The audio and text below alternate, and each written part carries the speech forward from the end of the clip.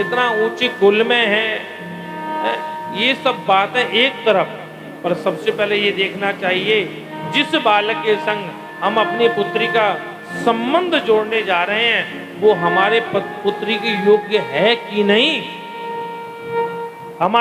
हमने जीवन भर जिसे अपने फूलों की तरह सींच करके अपने कलेजे के टुकड़े को हमने सजा संवार करके इतना आज 22 साल 25 साल का करके तैयार किया, उसको कोई रखने वाला योग्य पात्र है कि नहीं।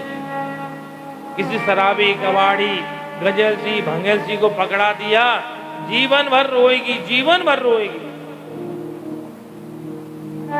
2 पैसे कम कमाए चल जाएगा, पर दुर्व्यसनी नहीं होना चाहिए।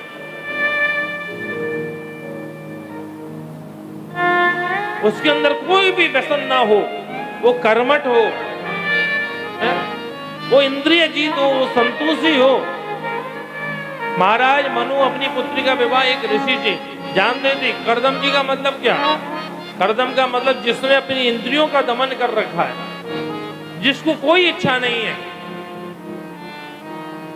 जो परम संतोषी है, परम आनंद में, उसको करदम कहते हैं। जो लोभी व्यक्ति है, जिसके अंदर तृष्णा भरी है, वो क्या करदम हो सकता है? आप अपनी पुत्री के लिए कितना भी दे दो और सामने वाले का पेट ही नहीं भर रहा है, वो तो सबसे बड़ा दरिद्र है संसार में, सबसे बड़ा दरिद्र।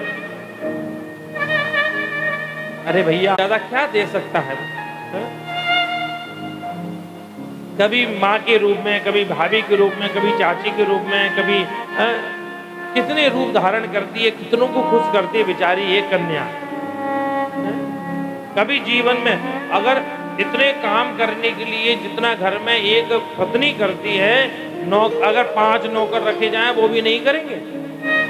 और नौकर महीने से पगार और लेंगे, नौकर पे हुक्म और नहीं चला सकते, और बेचारी को डांट भी खाती है, काम भी करती है, कभी 1 रुपए पगार नहीं लेती है।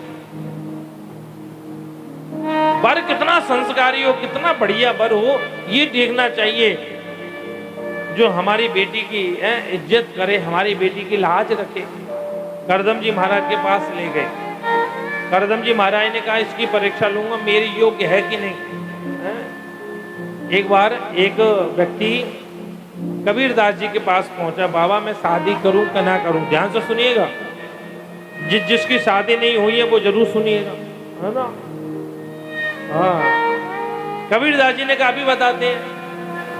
मई के महीने में कबीरदास जी छत पर बैठे थे, 12 बजे, बड़ी धूप पड़ रही थी।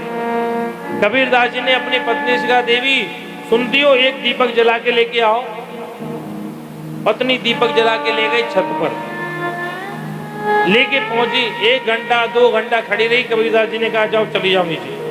कबीरदास जी की पत्नी चली गई। तो कबीरदास जी उस व्यक्ति से बोले ऐसी मिल जाए तो कर लेना चाहिए, प्रेम से बोलो राधे राधे। आया कुछ समझ में? हाँ क्या आया?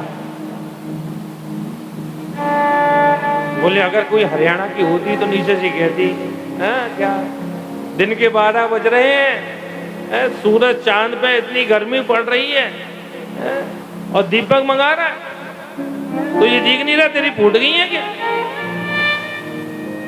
और मंगाया तो उसका उपयोग तो नहीं किया, उपयोग तो करता कम से कम। लेकिन कबीरदास जी की पत्नी कुछ नहीं बोली, आज्ञा का सिरोधार किया, जो आज्ञा चली गई। ऐसी मिल जाए तो कोई बात नहीं।